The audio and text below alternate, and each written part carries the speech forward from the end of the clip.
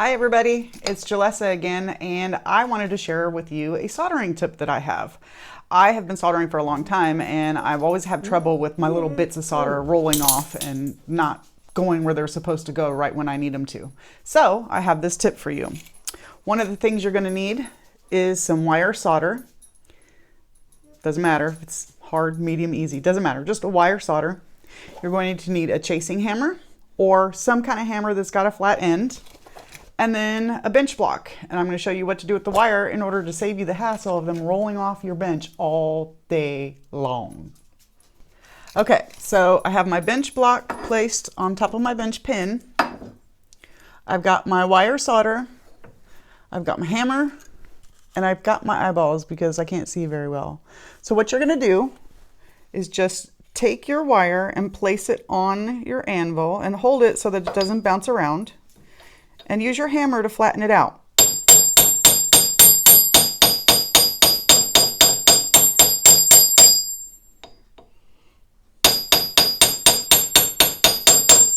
Now, you don't want to flatten it out so much that, it's unrecognizable as wire, but you do want to flatten it out enough so that when you clip it, it doesn't actually roll off the bench. And we're going to do a test right now.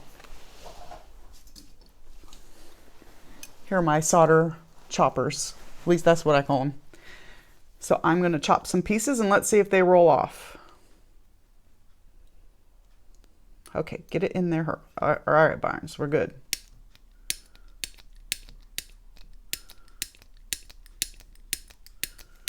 Okay, as you can see, they didn't go anywhere. They're all nice and flat and they're not rolling off. And you can see I've even got this thing tilted. They're not going anywhere.